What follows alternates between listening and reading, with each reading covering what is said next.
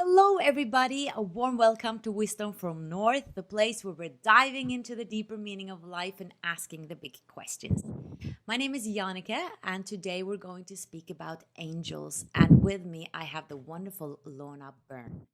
Now, ever since Lorna was a child, she has been seeing angels and communicating with them, but she kept it a secret for a very long time.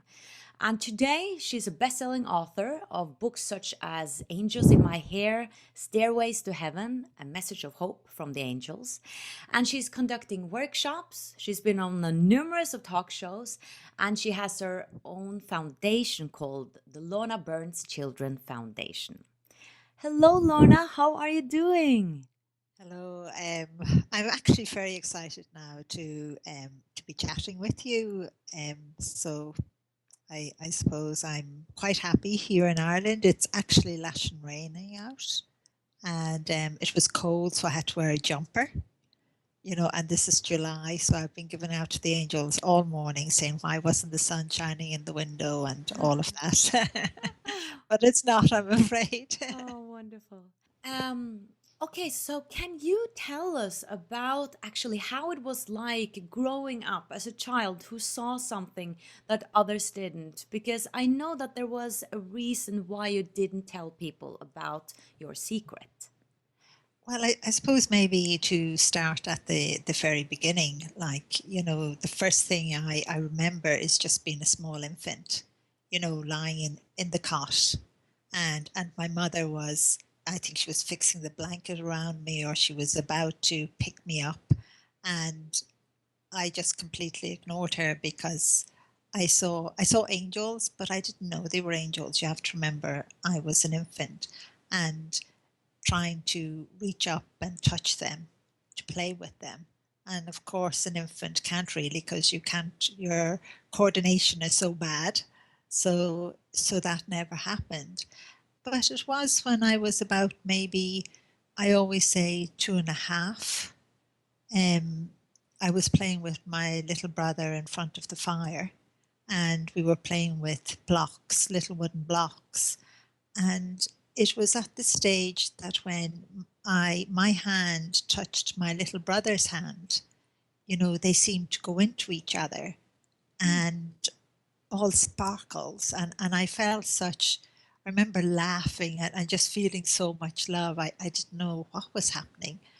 And it was actually at that time that the angel said that they were angels, but that my little brother was a soul, that he had died before I was born. And you have to remember how small I was, and um, I never questioned anything. Like sometimes I would have seen my little brother as an infant in my mom's arms. Sometimes he would have been, older than myself. But it was at that age, and that was the age that I started to talk to my parents. I would, the usual baby talk in that sense, because my parents, they would say even today, um, that I was a late talker. Um, I didn't even seem to try, but I was all the time talking to the angels, and I was talking to them without even using words. I could hear them, and I could talk back to them in the same way. And I was, what would you say, way back in Ireland, they didn't know anything about, I'm not going to try now and pronounce it, being dyslexic. Am I Yeah, pronouncing dyslexic, it? yes. Yeah, they didn't know anything about that way then. And that's what I am, and I'm very bad. Even today, I can read, but only a little, so I don't bother read anything because I find it a waste of time for myself. Um, but because of that, the doctors told my parents that I was retarded, and I know that word is not used anymore, but that was the word that was used then. Like, so in a sense, even when you went to school, you were put in the back of the class and no one took any notice of you. But I did have a beautiful angel that befriended me, as I would say, and that was Angel Hostess. And he was like, what I would call an old-fashioned school teacher, or an old-fashioned professor, because he always wears this. this cloak or whatever you would like to call it, and sometimes he just kind of swirls it around, and he's always dressed in black. Everything is in dark colors, but yet he glows and he shines, and at times he wears this funny shaped hat on his head. And he used to help me in school as well as my guardian angel. So I don't know if I've covered everything No, at but all. it's I doubt it. I've done some research, and it really I was very sad to hear that people thought you were retarded. I mean, because then what happened? What was the consequences of that in school? Well, the consequences of that in school was you weren't taught anything. You were put literally sitting in the back of the class, and the teachers didn't bother with you at all, and I always remember one day being asked, the whole class being asked a question in Irish, and the angels told me what the answer was. An angel hostess was in the classroom that day, and answering it for the teacher, and the teacher got such a shock. How could this child have known that word? And I can't say it in Irish now, but the word meant tree. Um, so yeah, you were ignored, and even by family as well. But you have to remember, I see the angels physically, and I see them physically every single day. I go out on the street and I see the people, but I see the guardian angel as well, as physical as I would see themselves. And all of that is normal. So they have been my best teachers, my friends, my companions. They've literally taught me everything I know. They've been teaching me since I was an infant. And even thinking about it now, they knew I was that word dyslexic, if I got it right that Yeah. time. So they were all the time helping me, about when you're meant to go right, and what, that's the nearest shade to green, Lorna, so you can say green. They helped me in every single way. And even today they do the same. Going through an airport is absolutely chaos if I'm on my own, because you see all of these signs, but they move and the letters move, and you're here standing here now. What on earth is, I'm looking for the ladies. So then I have to kind of look for the symbol of the ladies, but even that moves, and seemingly some people have a very badly, like myself, that actually happens. Um, so, So tell but me. I manage great. Sure, look, when the angel said to me as a child, that I would write about God and us, and that meant them, you know, I kind of literally took no notice of them. You're a child and you think this crazy idea, me writing, I can draw pictures, but I can't write words. And they would often have said that, right through my life, even as a teenager and all, and I could never fathom it. And they even said, the books would become bestsellers, and like, to me it's actually incredible. Everything that they have said has happened, but it's hard work. I give out to them about that. It is hard work. You've an awful lot of work to do. So do you think that there perhaps was a purpose with you being dyslexic and having so much resistance, and then, having this communication so that the world would kind of listen more to your message because it was just such a I fantastic story in a way? Yeah, I think so, because I was so shielded from the world outside, so protected from it. You know, I think I've used the book, The Name and Angels in My Hair. They didn't allow me to become contaminated by the world, and I suppose that made me very green, what the Irish would say, you're very green, you know nothing, um, you'll be taken advantage of in every single way because of that. But then, you know,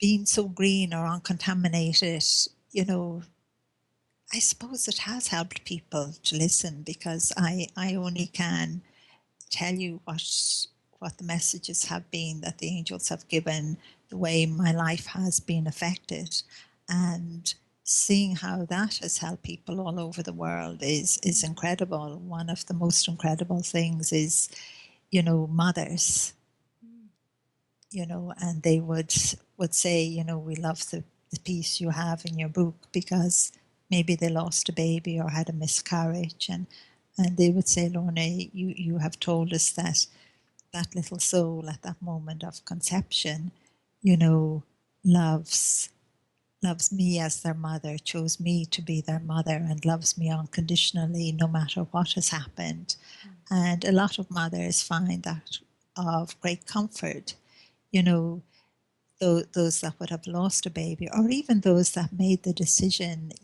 to have an abortion.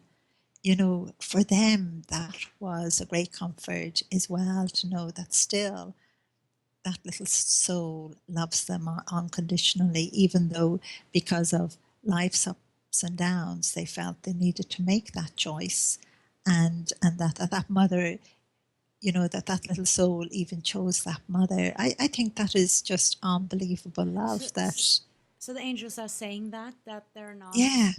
judging that in any way. I mean, I don't No, think the angels are no, judging. no, they don't. And that has been just right across the world, with all mothers of all nationalities, all walks of life, has been a great comfort. And, Mm. that's what life is about. So the angels have given so many wonderful and incredible messages, and those messages have made such a difference to children's lives, right up to, I always remember hearing from a man, and still do, of 96 years of age, like, saying, they lost the fear of death, Mm. because they knew it was coming close, close. So all of that, and I don't know. You may ask the question, why did God choose me to see angels physically? Why can't everybody else out there in the world? Yeah, that's a question on my I, mind. I actually don't know. I have They haven't told you asked. why? No, the only answer I have ever gotten, and that is, why not you? Okay. I don't know. So I can't give any other answer than that. Well, I guess maybe that there's supposed to be a mystery for you too, that you are allowed to have some answers, but not all of them. And from my experience, when I interview people who are clairvoyant, etc., a lot of the times they can't see their own future. Like they have more challenges seeing their own stuff, but they can see other people's stuff in a way. Yeah, I'd tell God and the angels, I don't want to know too much of my own life, but they have Yes, shown I me since I know. was a child, They've been and telling that's you a something. lot. Yes. Yeah, that's something I give out about. I just say I don't want to know, because no mother wants to know if a child is going to get sick, or or if the man you marry is not going to grow old with you. And I was Yes. only I was only 10 years of age then, Yeah. like. And And they told you that you were going to meet this man and he was not going to grow old with you. yeah, and that really hurt, from that, even though I had put it to the back of my mind, as they said. But I always remember, that day, being out fishing with my dad, and you know playing and enjoying myself, and then the angels calling me and telling me that I had to go further on up the river, that there was a special angel that I was going to meet that had something very important to tell me. And saying to my dad, like, can I go on up? And he didn't know I could see the Right. angels, as physically as I was seeing him standing there, and his guardian angel. And my dad just said yes. And I always remember going up around the bend of the river and just stopping, because all the angels had stopped, and then they kind of all more or less disappeared. I don't know where they went to. And I see this incredible angel, and I always still call him incredible, you know just walking across the water. And you have to remember, I was 10. Imagine you as a 10-year-old seeing an angel walk across the water, and they give such a human appearance. Oh, they do? Oh, yes, they give such a human. That's why it was so incredible. He gave such a human appearance. He gave it as male, as man, and he was enormous. Like, I was so small, and he was kind of, like this. Here I was, you'd be looking up at him. Like But floating above the water in a way? he was literally walking, but Oh, not, you know, I was nearly full sure his feet were touching the water, but I was told later they weren't. But it looked like that, and that was so incredible. And of course, when he stepped onto the bank, I just stood there looking at him, and just said what a 10-year-old child would say. Can I not do that? I wanted to, do exactly what he had done. I wanted to walk on the water. And he took my hand and said no, and said it's something important to tell me. And we sat down, and skipping loads. And he told me he was going to show me something of the future of my life. And it was about love. And when he started to talk at the same moment as well, it was like this big curtain, like this, how would you say, it was like glass, appear across the river.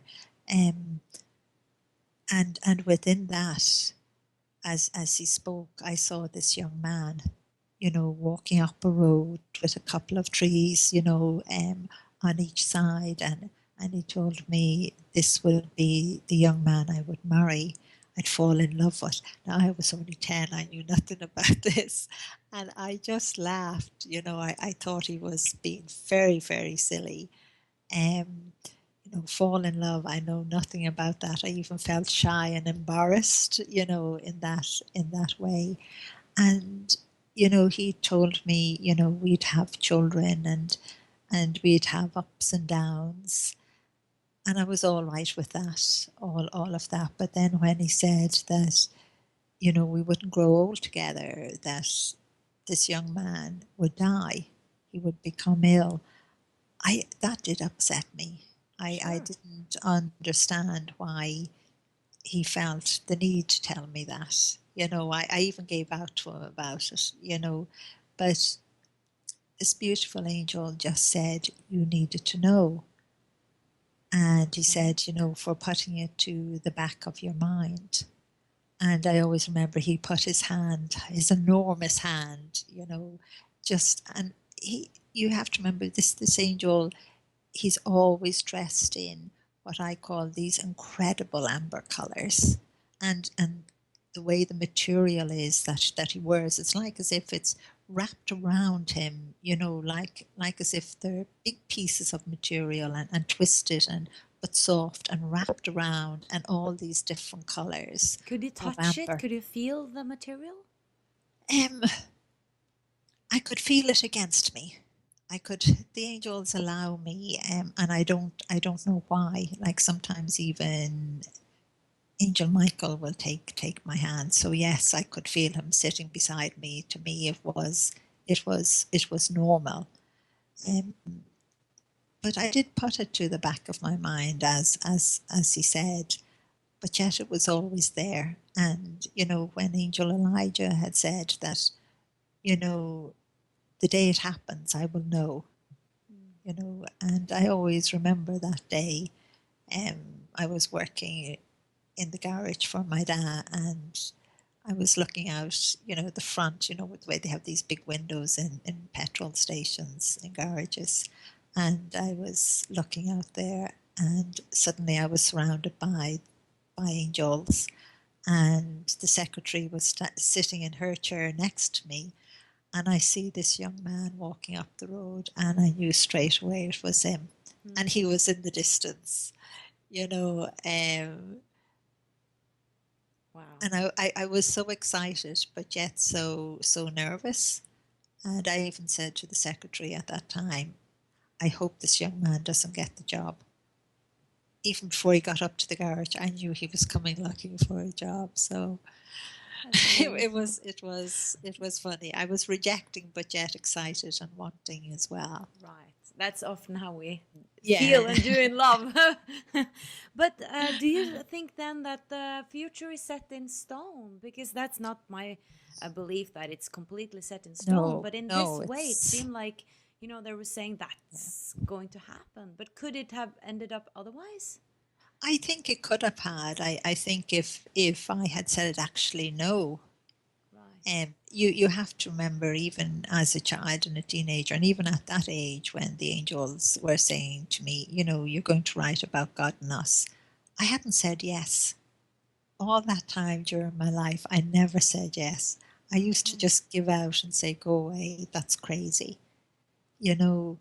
But it was one particular day I knew I was getting closer to saying yes, and that was a day when I was actually married and I had three children, and I had my little daughter in the pram, and I had coming home from the shops, and the angel Michael came up behind me, and he kind of messed a little bit, calling me and not allowing me to see him, and messing with my hair. And I remember getting annoyed and stopping and looking, and he just stood there. And I just said, what do you want? I was a busy mom. I had a baby. I wanted to get her home and get her fed and everything like that. And he just said, God has sent a message for you, that he had this message. And it was about, again, that it was getting close to the time for me to write Mm. about God and us. And it was at that stage, I always remember stopping wheeling the pram and looking at the angel Michael and just saying to him, how on earth does God expect me to write even one book? And I can't even read or write. Like, even to write my name at that time, I hid it. You hide these things, So even at that stage, it was practice and practice of just writing my name and spelling the letters as I would write. So You how know, did you manage it? Did they I kind don't of know. did I they don't write? Was know. it kind of automatic writing in a way that they wrote through you, or made your hand move, or? No, I will tell you. Well, at that particular day, I gave out to Angel Michael and had said, how on earth does God expect me to write even one book? And he just said help would be sent. Hmm. And that was all. And then he was gone. And even then I never said yes. But it was a number of years later when Joe died. And after Joe had died, I actually said yes one day. And as soon as I said yes, just this woman came to the door with a friend of hers, A and human being, or? a human Yeah. being. Okay. Yes, they called to the house, and I spoke with her for a few minutes, and I just said to her, if I ever decide to write, could you give me a helping hand? And she said, oh, well, I can help your children anytime. She didn't actually say she'd help me, and she gave me her card, and she left. And I said to the angels, well, she didn't say she'd help me, she only gave me her card, and she said the children. But it was maybe a couple of years later, I'm not quite sure at the time, I gave her a call and I just said to her, by the way, would you be able to give me a little time? I have a load of stuff on tapes. That's what the angels had me do, put it on tapes. And Okay. she agreed to come out once a week to my home and type. And she didn't actually know how to type, so she was typing with one finger.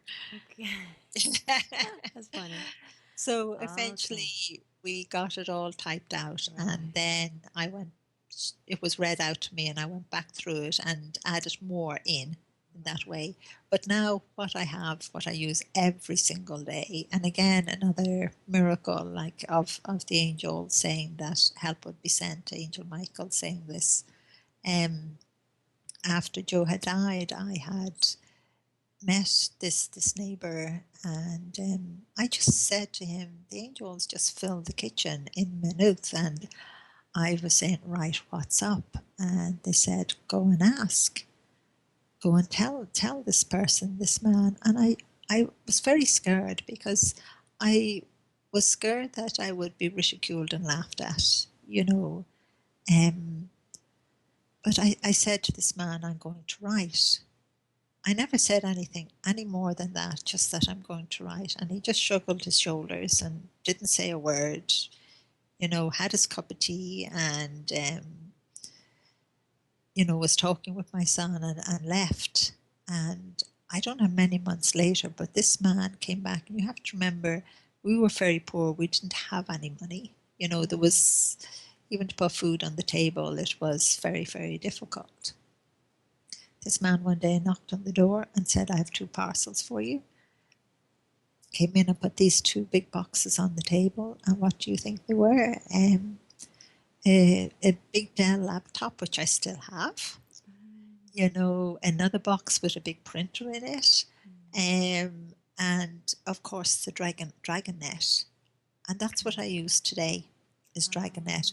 I speak in, it prints out, not always perfect, and at the moment my daughter then goes through it and edits it, corrects, you know, where it has misprinted, or she'll say, Mom, this sentence doesn't make sense. What does it mean? What were you saying? And I tell her, so she just fixes it then. Oh, what a So wonderful story. that's how it happens today. Yes. And again, Uh, that yeah. that man listened to his guardian angel. And I think that's very important for us all, to listen to our guardian angel, just like you did. You know, I'm here talking with yourself. You listened, you know, and I think that's I important. listened. When did I Yeah. listen? Well, whenever you listened to decide to have me on your show. Oh, like Yeah. that. Yeah. Yeah, I mean, I didn't know it was my guardian angel, though. That's the thing. And I think that's a question many has, that, you know, they don't know where it comes from. And I really want to ask about that. But first, like, how do you see them? And does everyone have their own guardian angel? Can you tell us a little bit about how it works? Yeah, every single person has their own guardian angel, and everyone only has one guardian angel. And I know all over the world it's often said more, but that's other angels that come and go. Your guardian angel can never leave you, not for even 1 second, so you're never, never alone. And they give a human appearance, and only for they give a human appearance, I wouldn't be able to describe them. Only since they are giving a human description? No, parents, Yeah, you can describe yeah, them. Okay. I can't describe them, because I don't think I could find words to describe them otherwise. So does that mean that you can describe my guardian angel now? I can't see your guardian angel, I'm afraid. If you were in the room here with me, I would be able to. Okay. Is that But because of the computer and Skype I and I think it is. I think it's because of technology. It's only on very rare occasions that I've been allowed to see something on a TV screen, but very, very rare. I see. Okay. And I would love, but I know even if you want to ask a question, your guardian angel can answer it from there. And I would hope your guardian angel would. But if it doesn't, I would have to say no, it won't. I'll Sorry, what always did you be mean with honest. that? That it wouldn't answer my question? No. If it doesn't answer it, I would have to say it's not answering it. But I would have to hope it would answer it. Okay, so the our guardian angel is not always answering our questions. Is that what you're No, saying? it doesn't. Yeah, they don't always answer the questions. And I Okay. always assume there's a good reason for that. Oh. You know, sometimes when a person might ask their own guardian angel, or they might say my spirit guide, or I'm praying to God, and I'm asking this question, but I'm not getting any answer. I'm not seeing anything clearly. But I do believe that that's for a reason, and that later on it will become more clearer to the person. Okay. So, what do they help us with? I mean, I have been pretty frustrated sometimes when I feel like I need help and I feel like I'm not getting help. Like in situations where I'm very upset, where something has happened, and I'm just so full of emotions, and I'm like, please help me here. This is awful. I don't want to be here. And then I feel like nothing changes, nothing happens. I just have to just roll up, my sleeves and just Yeah, move on yeah. in a way. And I feel like I'm the only one doing it, that I'm actually not getting help. So I'm wondering, what are they actually doing? And I hope I'm not offending them, but I guess they're No, not offended. no, there you can never offend your guardian angel or any angel. And your guardian angel, as I said, loves you unconditionally. So no, even if you said it was the worst guardian angel in the world and you hated them, they wouldn't be one bit offended. And but they couldn't leave you anyway. Okay. They love you unconditionally. Um, the question that you asked there about sometimes when we feel that way, that we're getting no answers or no help, and we feel so alone or so desperate or frustrated, I was told, for yourself. I have to smile. I'm giving out to your guardian angel now, but your guardian angel just said it does have its wings wrapped around you at those times, loving you. And I don't know how to put this, but like your angel, your guardian angel said, it just be carrying you. And that's how you get through those times. And that's how you get back the strength to get up and move in life. Hmm. So otherwise, I Yeah. would perhaps not be able to get up in a way. And away. And your guardian angel, all angels help us so much. I just see them every day, sometimes, just helping a person to feel love within themselves if they're feeling very down or disappointed, or even if somebody is in tears and say went for an interview and didn't get it and was very, very upset. But again, I would see angels speaking to other people to go over to that person to give them comfort. And it could be a friend, or it could be someone, a relative, the thought coming in, give Mary a call, give John a call. But lots of times we ignore those thoughts that come into our minds. Yeah, But because, sorry. no, Are they go ahead. coming in as thoughts? Yes. Okay. Yeah, they're coming in as thoughts. And sometimes a person can hear a voice, on occasions, and especially sometimes that is where maybe your name will be called, or you hear just one word. It could be stop, don't move, that kind of thing. Um, so it is to respond. It is in the sense of, the old saying, like I have a glass of water here beside me. If my guardian angel said to me, pick up the glass of water and have a sip of water, I would do it because they're great teachers. And that is because they're teaching you all of the time, but so many adults, not children now, I have to say, but adults will say, well, I don't want to have a sip of water. Why did I think of that moment? But that was your guardian angel putting the thought into your head to teach you, so that you will respond to so many other things without questioning it. And that helps you in your life. That helps you to go in the right direction. It's like you're walking down the road and suddenly the thought comes into you to go left, but you're meant to go right, and you're kind of saying, well, why should I go left? But go left. They're just teaching you something to respond. You must have time to spare, if you know what I mean, in that. So it is to respond, and they are great teachers. Children never ask questions. Their Yeah. guardian angel tells them to do something, even when they're out playing, or tells them to step back from the road.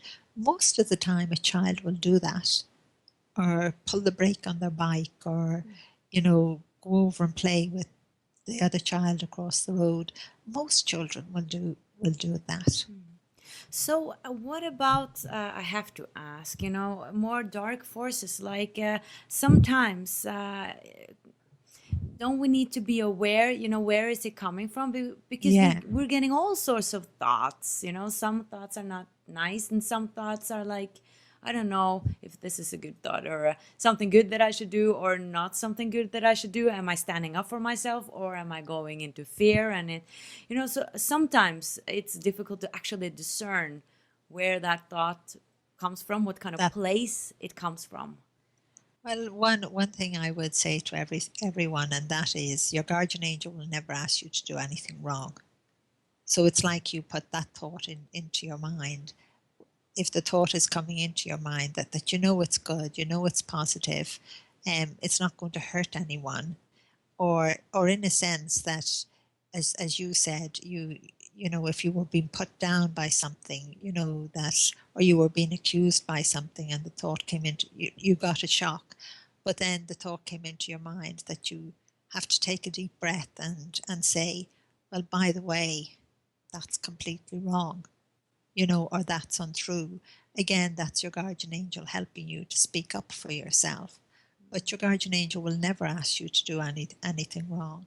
You know, sometimes when maybe someone hurts us, you know, and this could be a family thing or a friend, you know, they say something that is not nice to you, or they say, oh, you look horrible today, or, you know, I don't like you anymore. You can probably name off a few things. And it is for you to at that point, your guardian angel won't tell you to go back with knives and daggers at that person. That's the other side that's telling you to do that, to go back. But if anything is unjust or wrong, you know, your guardian angel always wants you to speak the truth. And that is always important. Even if the truth hurts.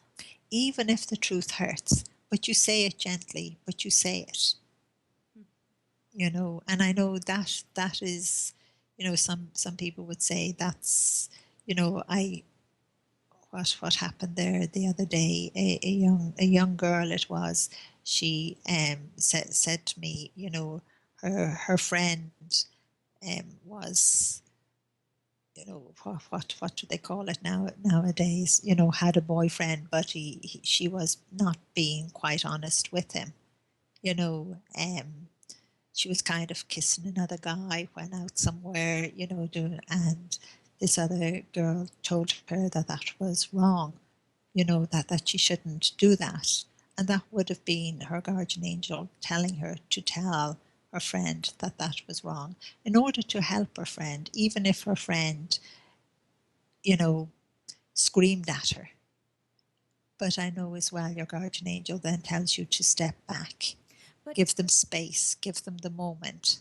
But on some level, are you saying that the angels are saying that is wrong? Because I feel like from a higher perspective, those beings are not saying that one thing is right or one thing is wrong. They're more saying that, we're learning from contrast. We're learning, but they're helping us to learn as Okay. well. So they're helping to guide us as well. So they put all the positive and the right things to do in your mind. They put even that compassion, that love, those loving thoughts into your mind, that compassion, or say you suddenly you feel you want to help somebody even though you don't know them.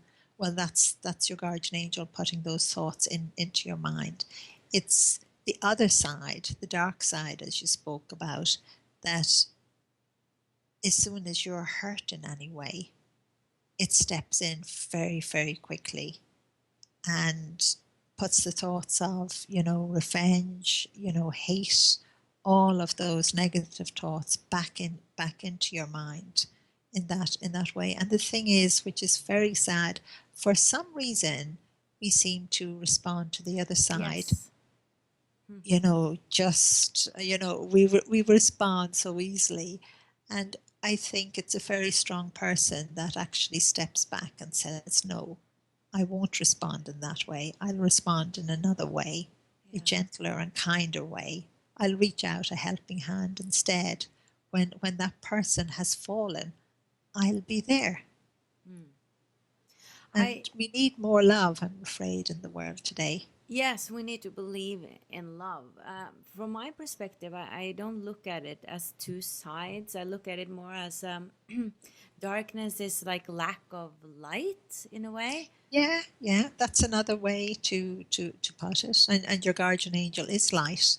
You Yes, know, your yes, soul is light. Your yeah. soul is pure love. It glows. It's a, how can I describe? It's a billion times more than any angel could ever be. That's why you're Oh, more important really? than any angel. Yes. That's interesting. Let's talk more about the soul, what it is, because I've written here in my notes that an angel doesn't have a soul, that you have said that. And I was like, but what is a soul then? A soul is that speck, that spark of light of God. It's like such a tiny piece of him that it's so tiny, like, you know, it's even smaller than the top of a pin. You know the way they say the top of a needle, it's smaller than that, but yet it fills every part of us. And it's that soul that is pure love, you know, and that again is why it's only our human body that dies. We actually live.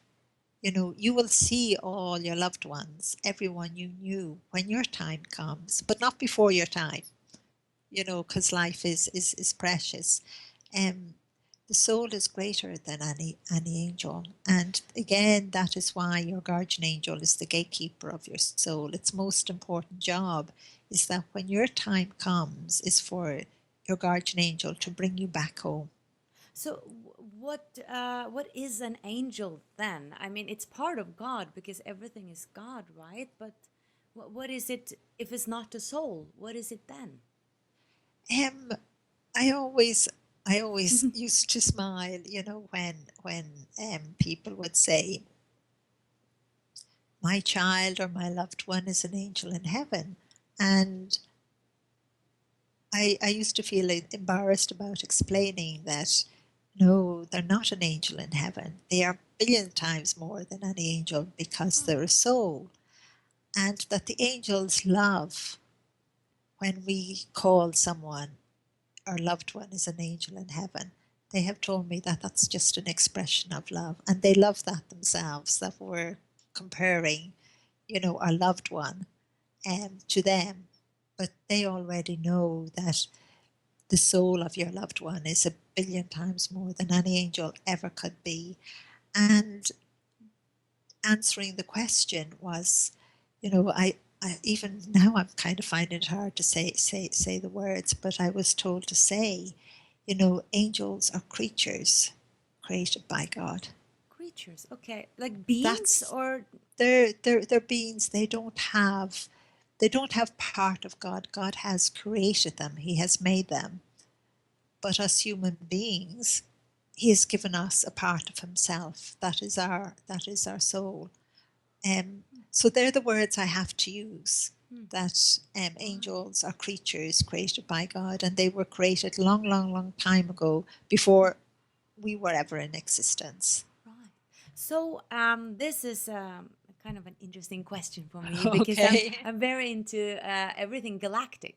So I've come across someone who was saying that very advanced extraterrestrials are similar to angels. Can they, in a sense, be angels, or are extraterrestrials like souls like we are? Um, what way can I answer that?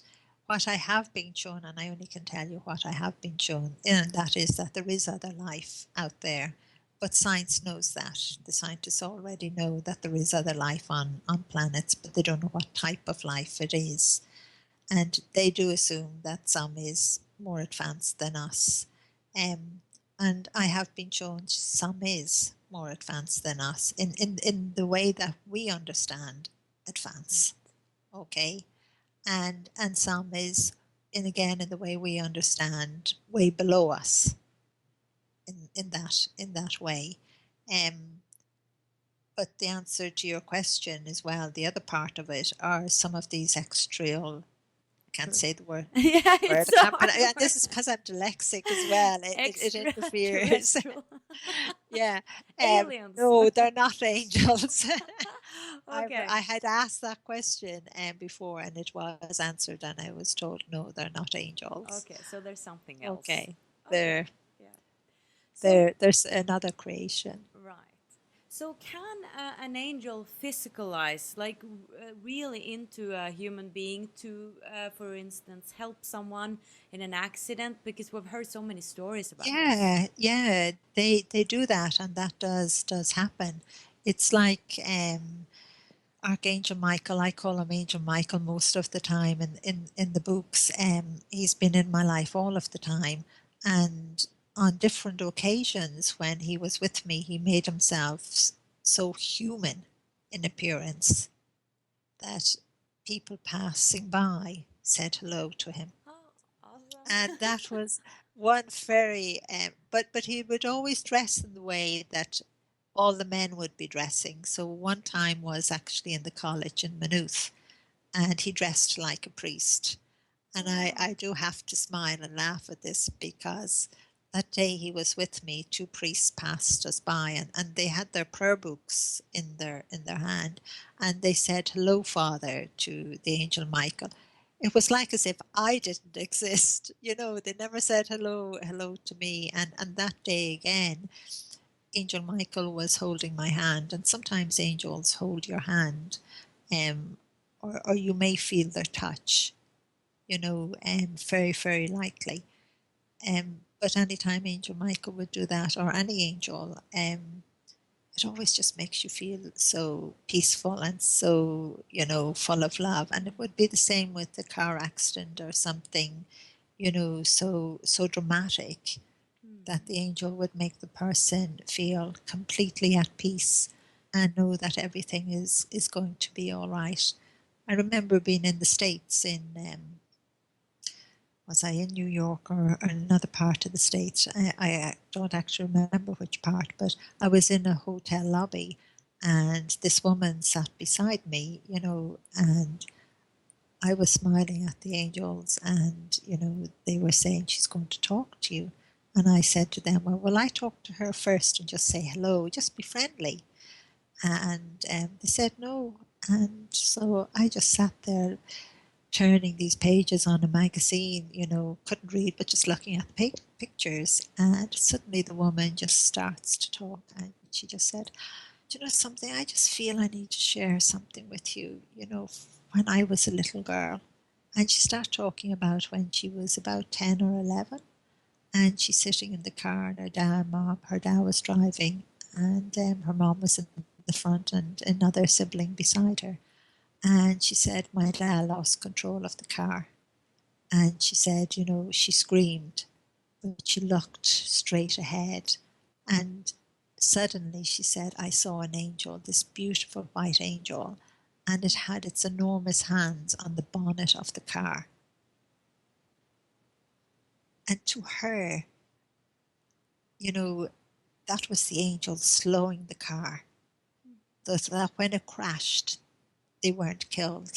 They were hurt, but they weren't killed. So the angels do play a part many, many times, but sometimes they're not allowed. And again, I don't know why. Yes, and that I have to ask this question because I've been wondering that a lot.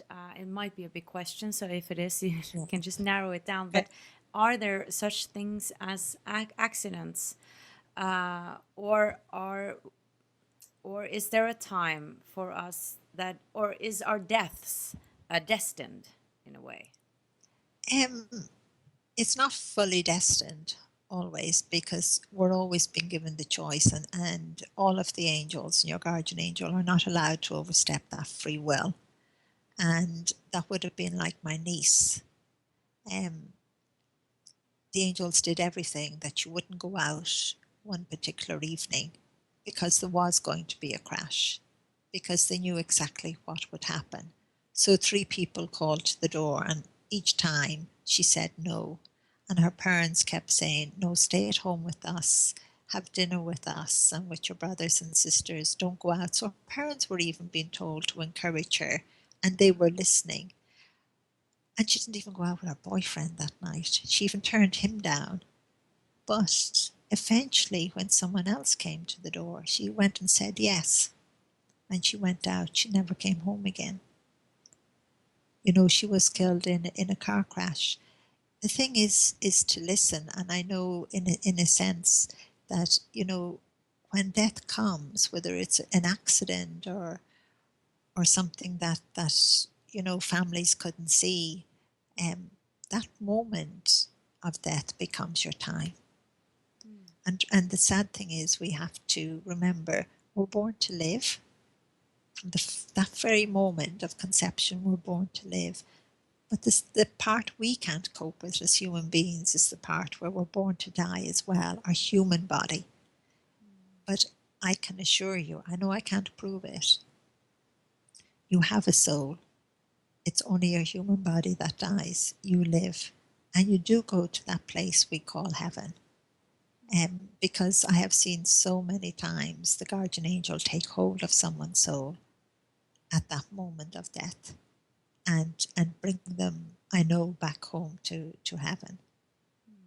And I know there's many more questions there to be Yes, asked. I know. There is so many, I know. but I know we won't have time to answer them all. But the No, important not this thing time. is to remember that you have a guardian angel. Everyone has, no matter whether they're good or bad. And it can't leave you for 1 second. To your guardian angel, you're its number one, and it loves you unconditionally. And it's doing everything to help you, to guide you in the right direction within your life. And it wants you to be as happy as possible, to enjoy the moments that are free. I say the moments that are free because people are all the time saying, I'm bored, I'm not happy. What is there to enjoy? Enjoy that you're alive, that you can walk if you can walk. We're all the time searching for the gifts we have. We don't see the everyday gifts that we have. We're searching for other gifts that we believe someone else has. Yeah, that's great teaching. So like enjoy the rain, like even the rain here in Ireland today, it's not a summer's day, but you have to enjoy it. And You know, and it's believe in so good, like important. believe in love, even though we see the Yeah, world and see that many gruesome things are happening. I think it's even more important to hold on to light and love, because yeah, it's so we easy to go into like, oh, it's just so terrible, but yeah, and when yeah. you do that, you go into that dark place, and we have to get out of that dark place. There is lots of good people in the world. I'm sure everyone out there does have good neighbors. Maybe they have bad neighbors as well, what they feel is bad neighbors.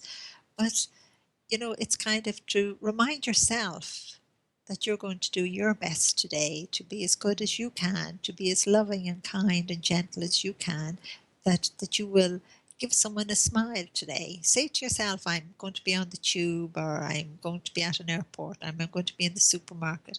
I'm going to smile today at everybody and see what reaction I get. You Yeah. know, but smile and say to yourself, when I smile, I'm going to allow the love that's inside of me, my soul, to go forward. Yes. And just see how many people will smile back.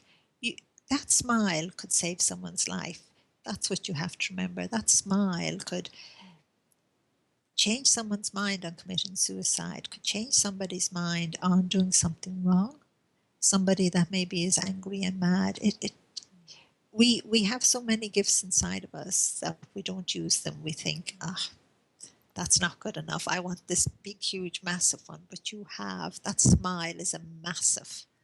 That love is massive as well. And we need to get more of, as you said, that love and light out into the world today to give the children of the world today a future and to give the children of their children a future.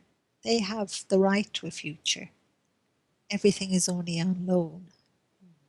And so we're meant to look after everything, even nature. Like I could tell you so much even about the tree angel and everything like that, but Tree angel. the tree angel, Oh, yes. how There's exciting. so much I could tell you. So just short, trees have also angels. Yes, there's this particular angel that looks after all of the trees of the world. and is all the time inspiring us to, to look after the trees and realize how precious trees are. So the tree angel, she's just beautiful. When she's in a tree and when she moves and when the branches move and the leaves move, they all move within her. She is just incredible. I know I can't go into too much because my daughter will be saying, "Mom, we're late." um, but all around the world now, I encourage people to plant trees and not to cut them down. And I was in Italy, was it Italy or one of the islands where there must be a lot of fires? And what the schools do with the children is they get the seeds of the trees and they put them into these like little mud balls. And after a fire, a few weeks after a fire, the school children go out with baskets and they just do this. They walk through, throwing them to help the tree because the trees are very precious to their island. But when they have a fire, they're just wiped out. We need trees. They're kind of like our filters. Yeah. Thank you so much, Lorna, Thank and good luck with your wonderful work. Thank you, and God bless you. Okay, Thank you. God bless. Bye bye.